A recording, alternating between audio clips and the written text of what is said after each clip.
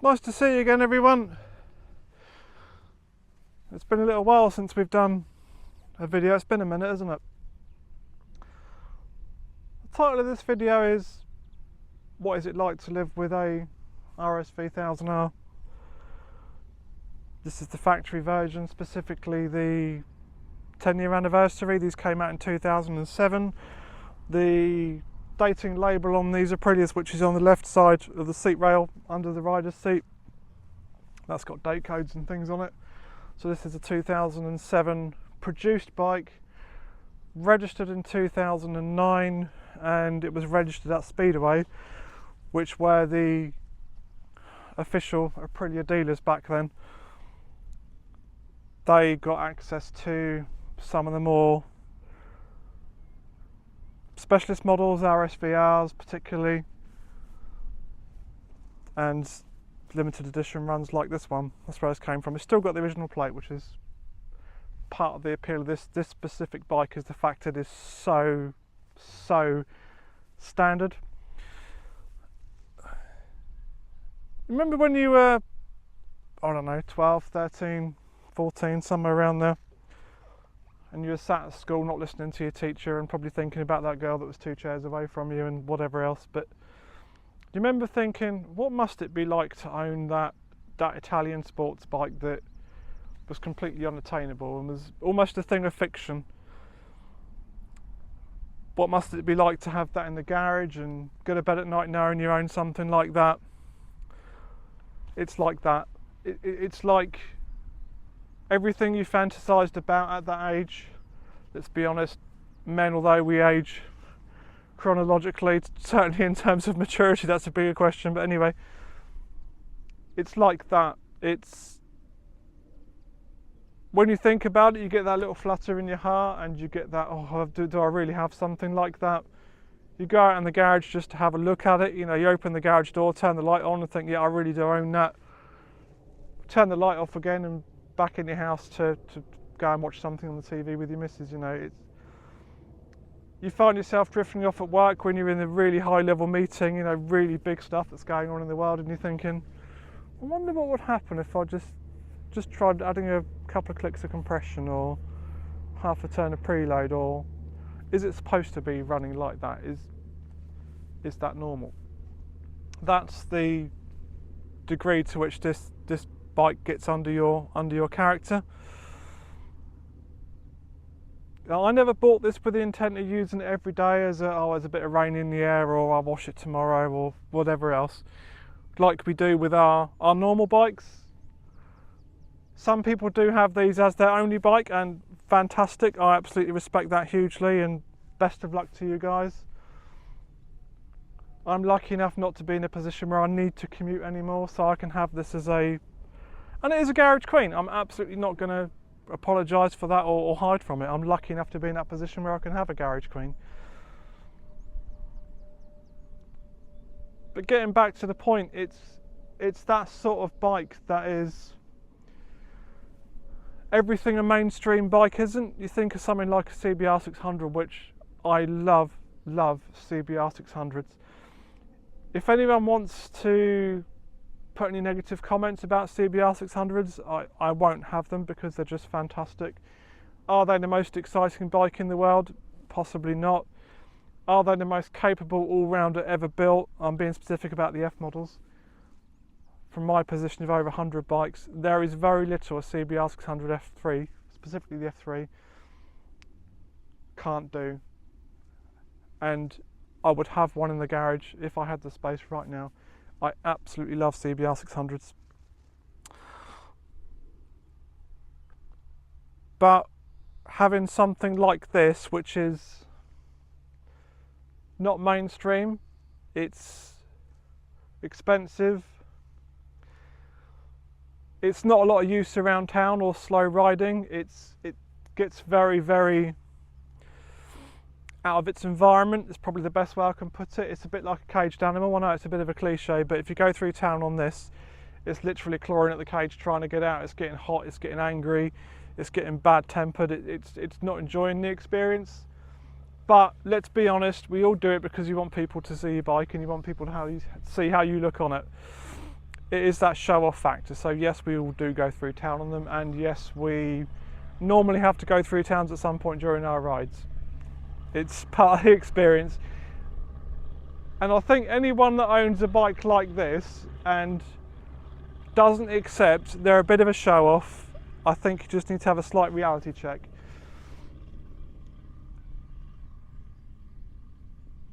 Riding this thing it's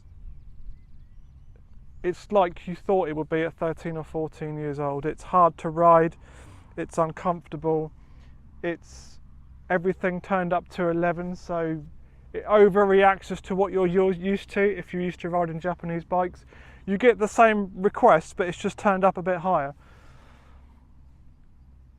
What is very, very different with this bike compared to all of the sort of mainstream bikes that I've owned is the information you get from the bike is turned up to 11. So the suspension is on such a different level.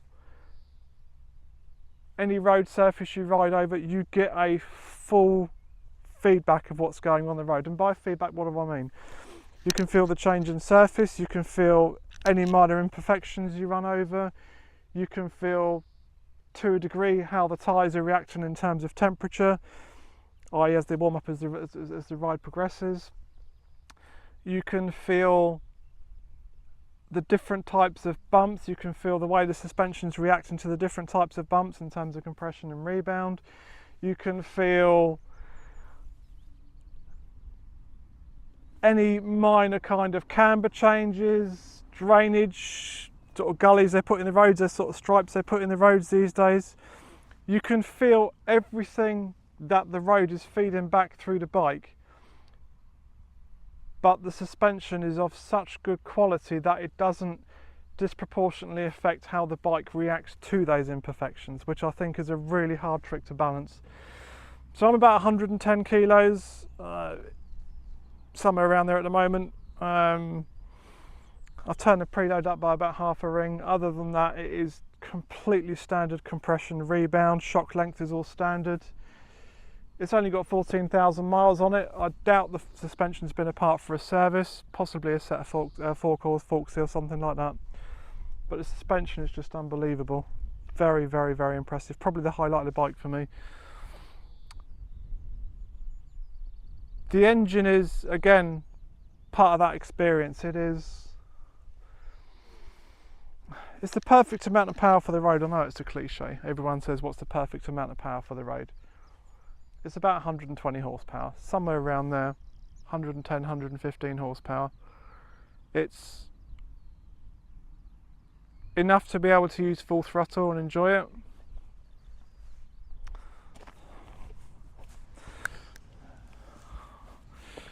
There we go, just stop for a quick drink. Cheers. So as we were saying about the engine, weren't we? 115, 120 horsepower. It's a beautiful amount of power for the road.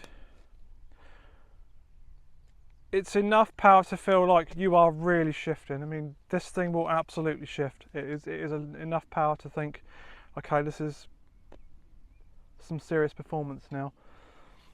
It's not so much power, something like a modern 1000, S1000R, RR, Blade, whatever, R1. Those things are horrifying and terrifying to ride. It's not enjoyable for me. It's too much for me. Hands up.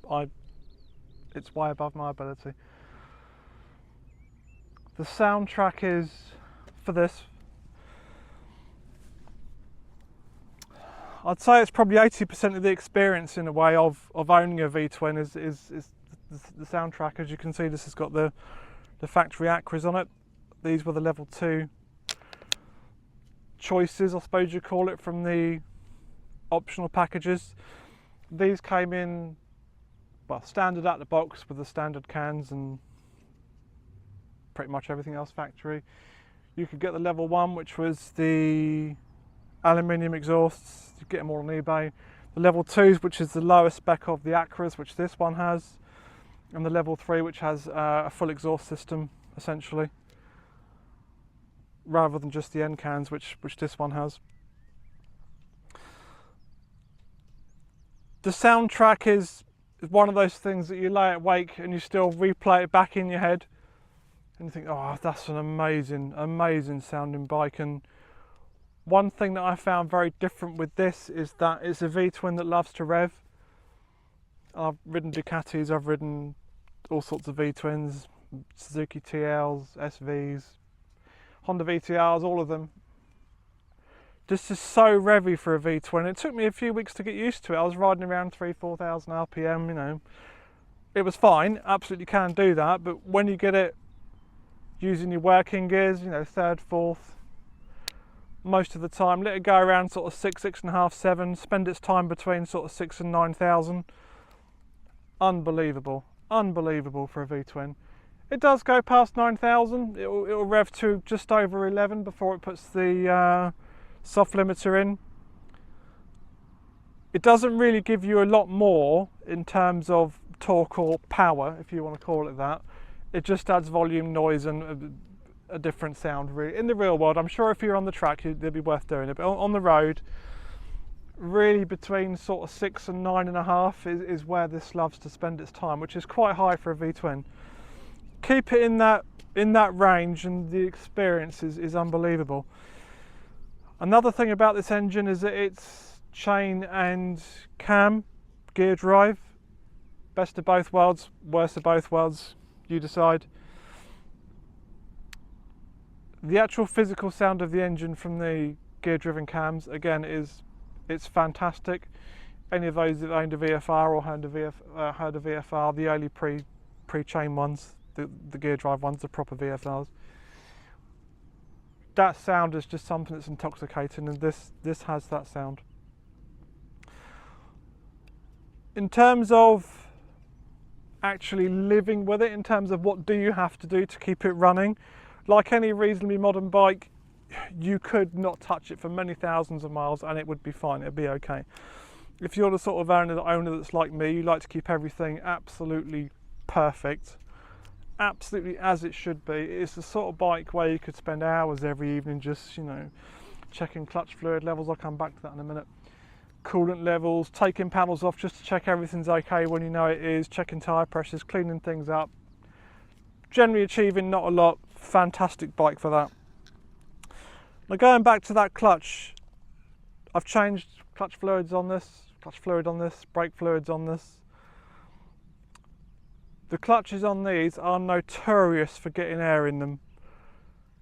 I had that exact problem. Changed the fluid, I thought that's going to be a million times better. Absolutely wasn't. Every ride, about 10-15 minutes into it, the clutch lever would go very, very, very floppy. It's not a technical term, but it would go floppy because the air in the line would creep up to the master cylinder and you'd essentially lose the clutch. Easy to solve, just pump the clutch 5-6 times and it comes back for a few minutes, but it really did start to ruin a few rides, and I thought something's really going on here, something more serious than I thought. So I bled it and bled it and bled it and bled it. I got through half a litre of Brembo fluid. I only use Brembo fluid in this. Same problem again. Go out for a ride, sometimes you get 45 minutes, you'd lose the clutch again. It was becoming a bit of a problem. I tried tying the lever back, I tried everything, and it was becoming a real bit of a sore point. I thought it was just the character of it.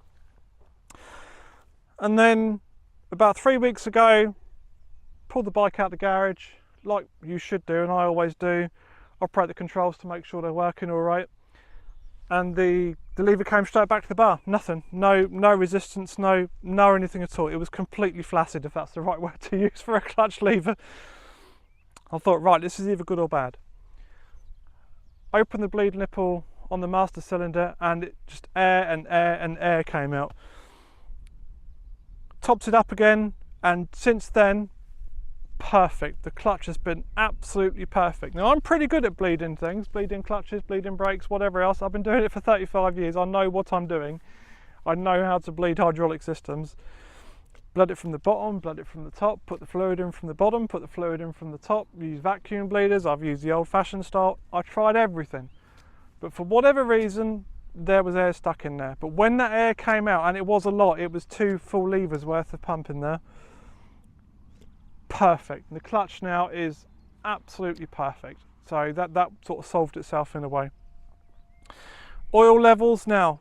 Key thing on these guys, if you own these or interested in them or got a mate with one, oil levels are checked with the engine warm. What do I mean by warm? Go for a ride, 15-20 minutes really is a minimum. Stick it on your paddock stands, go and get out your leathers, have a drink. 5-10 minutes later, come back. That's when you check the oil level, okay? There's a little plastic tube on the side of the tank on these, dry sump.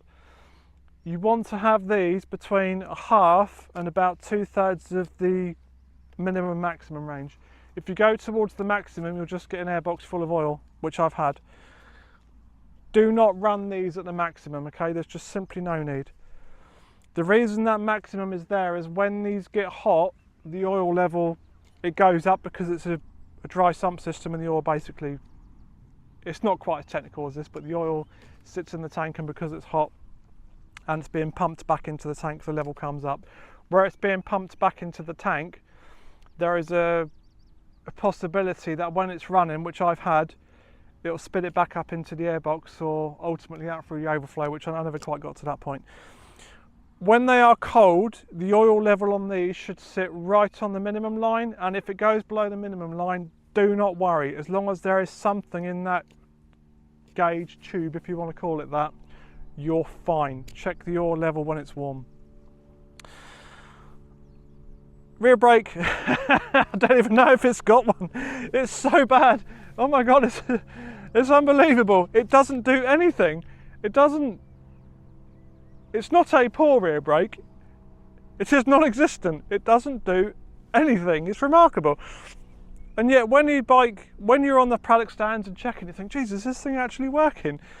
You touch it with one finger and the rear wheel's solid, you can't turn it. It works like any rear brake you'd expect. But when you actually ride it, you can push as hard as you like. You can pretty much stand on that rear brake pedal.